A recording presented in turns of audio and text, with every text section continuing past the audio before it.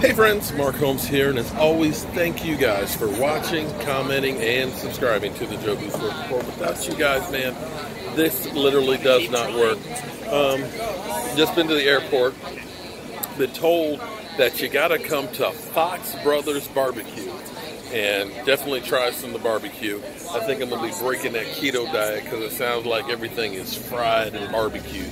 So I'm gonna try and stick to that keto diet and stuff. But you know, I gotta tell you, when they put a whole roll of paper towels on the table, I don't know that wearing white is the right thing to do in here. But Pro Bowl is over. Mahomes, MVP, 26-7. Ouch. If this was Kellen Moore's debut, and we only put up 7 points with All-Stars,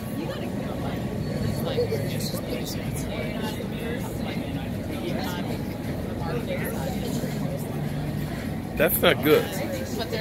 But there is some hope, at least our quarterback, my quarterback, Dak Prescott, at least he threw a touchdown pass. You got to take it where you can. Unfortunately, I did not see the game. I saw some clips. I saw Dak Prescott's touchdown pass, but check out the highlights. But let's be honest, though. What does a Pro Bowl really mean? People probably have worse news. I'm curious to see the reviews, though, of people's thoughts of Kellen Moore. And I'm kind of, I don't know. This is one of those ones that you don't know, because you can't necessarily go by what a guy does on the field to become a coach. Because you've had some great players that have, like Mike Singletary, who was an incredible linebacker and stuff, but did not necessarily have a lot of success in coaching. You could look at, say, Bart Starr, who wasn't exactly the best of coaches, but then you start looking at some of the great coaches were never really great players. You know what I'm saying? And the thing I was saying before is typically when you have a great athlete, there's a lot of guys that just don't really have to try. They are just naturally gifted, naturally blessed with the skills that are so above and beyond what others have that they just show up and they can play. But then the guys that don't have those gifts, that succeed, they end up basically succeeding on skill, knowledge, and being a tactician. And I don't know. Kellen Moore was like the all-time college leading scorer or something or other, you know. So I look at him and I don't look and say, that's a great athlete right there. I mean, do you? I mean, did I miss something there? But from what you hear about people, and Dak believes in the guy. I mean, I know Dak is going to be, I see Dak Prescott's going to be a politician when he's done with football. Because he is always politically correct. He's never going to be out there annihilating anybody. But he has, I'm sorry, I'm yawning. I'm exhausted. The drive yesterday and everything else, and not sleeping in my own bed and everything else is kind of getting to me. But No, I know. I was like, I kept telling the story. He can be a great play caller. I don't know. He could be just average. But I don't know that right now, from what we have done for the last 6-7 years, how many years? Let's see, 2013 is when he took over. It's the last 6 years that what Scott Linehan did, the book is out on it. If nothing else, you got the wild card of Kellen Moore calling play. So from that standpoint alone, just having change for change's sake, it's got to improve. It's got to improve because you're going to have a Michael Gallup who's going to be a year older. It's got to improve because Amari Cooper is going to. It's got to improve because Dak Prescott is not coming in after regressing. So all of these things are going to benefit the team. And I won't dare go through and say it's doom and gloom. Because here's what I look at. And I know it's way early to start thinking about next year and where we're going to be. And I know I'm going to get this question that people are going to say, well, you're just a homer. Okay, but if we honestly look, and I'm going to try and look through here without rose-colored glasses, but if we honestly look at where things are right now, Okay? The Washington Redskins pretty much have figured Alex Smith is not going to be there next year. Okay? Done. They don't have a quarterback. I know they got Colt McCoy, and then they had butt fumble there, but come on. Come on.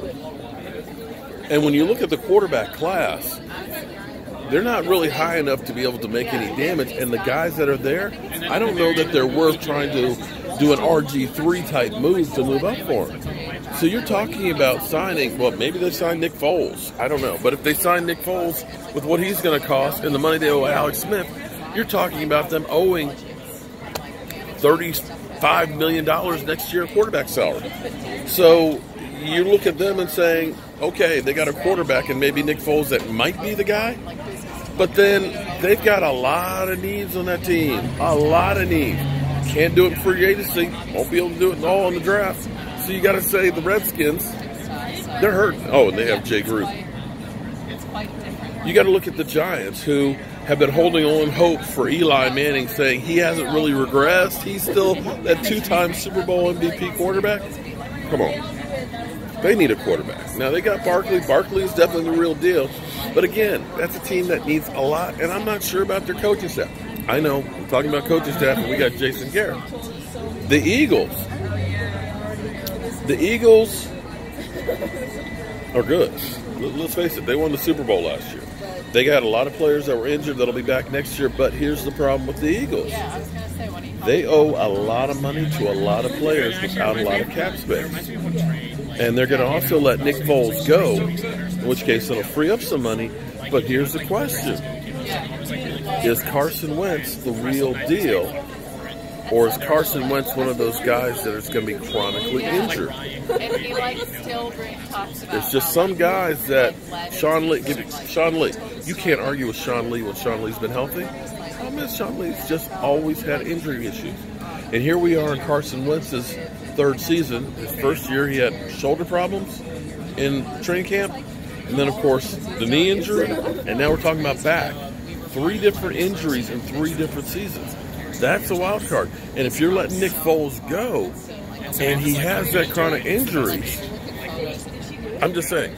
But I look at it as the NFC East for next year. We got one of the youngest teams. We'll be able to sign our free agents that we need. We don't have that number 1 draft pick, but you have to look at this team and say, okay, if they have a little bit of luck and stay healthy, they should be able to play. I'm not going to say that they will definitely win the division next year because nobody's done it since 2003, 2004. So I'm just looking at it, and that's being as honest as I can. And I'm sure Redskin fans will say, I'm a liar, and you don't know what you're talking about. I'm sure the Giant fans will say that. I bet Rashid will say that.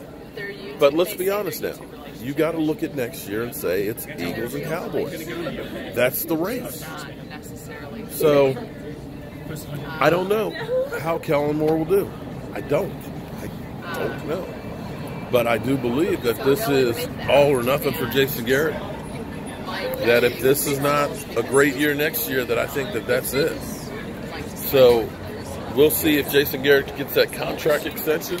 We'll see if Kellen Moore is named offensive coordinator. Or we'll see if after Sunday, the Cowboys look at bringing a wild card in. And that wouldn't surprise me either.